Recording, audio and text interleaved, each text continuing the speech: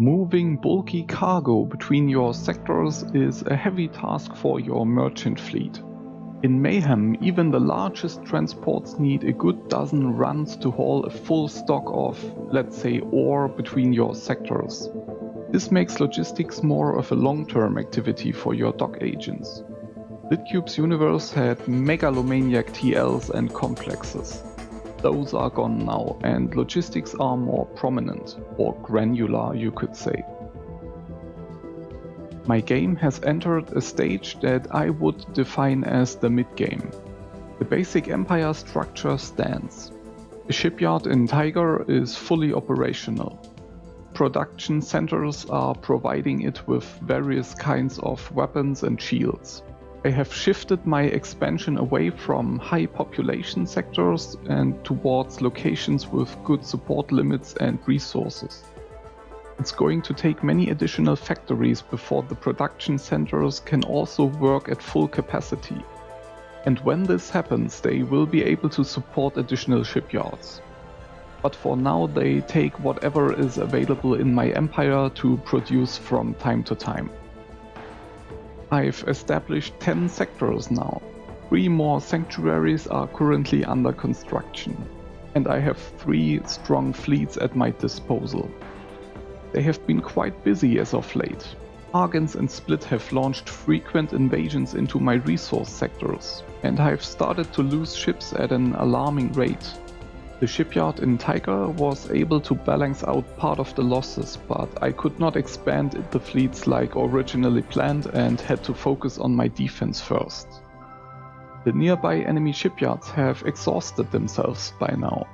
Their battle groups are weak and scattered around the galaxy, probably engaging in other hopeless adventures. I'm currently preparing for a major offensive campaign against the Federation space cluster around Alatna Hill. They have 3 shipyards in the area, which have caused me quite some trouble. I also need to break out of a split encirclement of one of my mining locations. But most recently the Teladi have at least dealt with the only split shipyard on my left flank and relieved some pressure there. Once you reach out and open borders with hostile factions, you're going to have to prepare for big battles. It's imperative that you set up your logistics in ways which require no additional input from your side. I redesigned my logistics and prepped them so that I can scale up everything easily for the endgame. The basic idea is that most sectors only produce a single commodity. All sanctuaries which have a demand for this good will acquire it from the resource sites as needed in their productions. If a given product is meant to be available for pickup, I include it after a sanctuary's name to see at first glance what a sector is producing for export. If no one is asking for any more of this stuff, the local sanctuary's cargo space runs full and it will start to sell off to NPCs at some point. This behavior is especially intended for my 5 production centers. They shall generate most of my income by selling off weapons the shipyards currently don't need. Here is a logistics for dock agents, just to give you an example. The priority numbers on the right side follow a consistent pattern throughout my empire. Number 1 priority is always to keep an emergency stock of energy cells at all sanctuaries. They will buy from NPCs, but only up to a modest stock of 100k. If you ever run out of energy, your dock agents will be all over the place, and I try to avoid this at all costs by including this safeguard. Tasks 2 to 9 are reserved for bulk imports from energy hubs up to a very high stock. This is the main way to get energy for all sanctuaries. These jobs are included at all sectors but the energy hubs themselves. The hubs have an export threshold of 200k. If their stocks always hover around 200k and don't grow, I know that I need to set up the next energy hub. If you don't set your import to the maximum of 600k, your dock agents will also be able to always dump their load safely. Numbers 10 to 19 are for food imports, but only food that the people are actually eating. I am buying sea rations as primary sustenance from the Terrans, and also keep Nostrop oil from the Teladi as a backup. These jobs are only present at my shipyard and the 5 production centers. All resource sectors have the no food consumption perk and they don't produce anything. Priority 20-something are emergency stocks for ship components and equipment at the shipyard. They are all bought from NPCs up to a small stock. This way I am independent from my component or equipment production. I can always build and equip more ships, even if some demand would exceed my own supply. The shipyard will simply buy a certain stock if it needs anything. But of course these jobs will drain money and they are only meant to bridge a supply gap. Priorities 30 to 39 are always acquire jobs for local factories. I want to get the stuff they've already produced first before filling them up with additional resources. Those jobs have priorities 40-something. The local energy distribute jobs won't kick in if the sanctuary hasn't got at least 100,000 energy cells left, also as a safeguard. Jobs 50-something always provide the resources needed for station construction. They all buy small stocks of ore and teladianium from NPCs. I recommend to not start any shield production before your station building is finished in a given sector. Shields require the same resources as stations. Their production is best limited to your own resource output. If you would also buy from NPCs, your dock agents would suck all the teladianium and ore out of the market. I want those NPC resources to be ready for my ship and station building, not to produce shields I'm selling anyway. On production centers, I always deactivate those 2 jobs when a shield project is active. Tasks 60 and up are my heavy load supply jobs for production.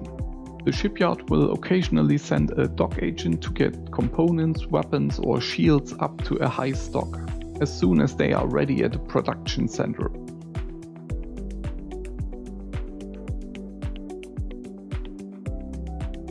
Those acquire their resources from the appropriate sectors.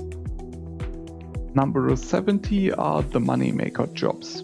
Production centers will sell weapons and shields if no shipyard wants any more of them and their stock has reached a very high limit. And finally, tasks 80 plus are for selling off loot and minerals to also generate some income. The whole system is basically all about deciding what's important to you. What should be done first, which tasks aren't that necessary and can wait until a dock agent has time for them. I had 4 major points I wanted to be covered in a certain order.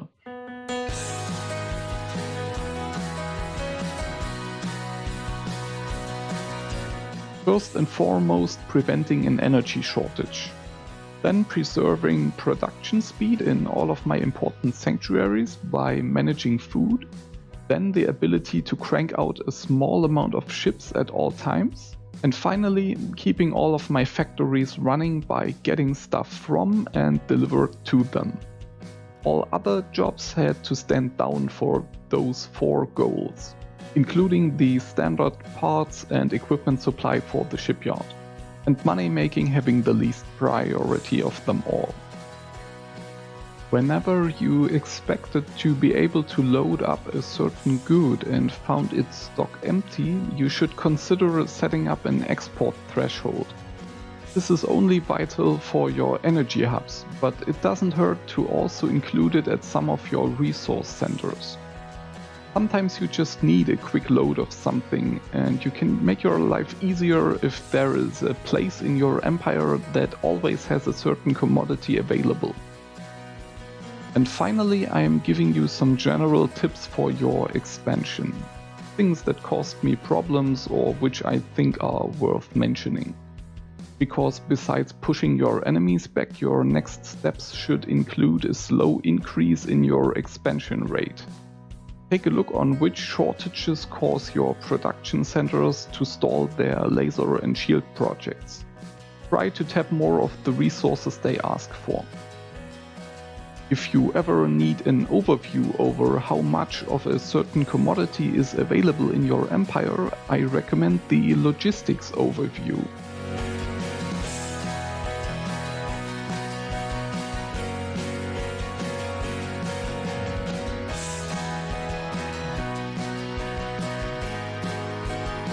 It's a nice tool that you can use to check which factories are currently needed the most.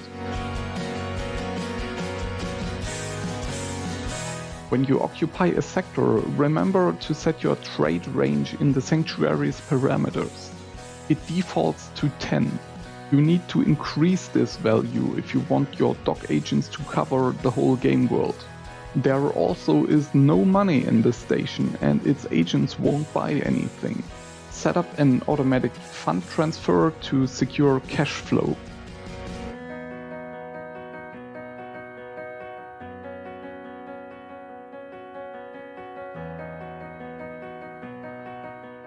You can quickly save and load a whole job list.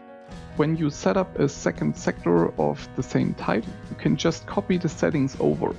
Don't torment yourself by setting up the whole logistics every time. Those additional resource sanctuaries aren't really needed for anything.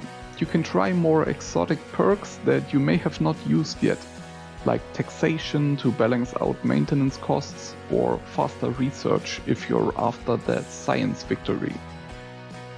Dangerous spots can also be developed into some kind of fortress sector. I did this in Montalar with those many blue shipyards nearby. There are some really cool perks like an EMP to fry their shields. But you might also leave a perk point available for the story. Who knows which surprises are looming in the deep dark void.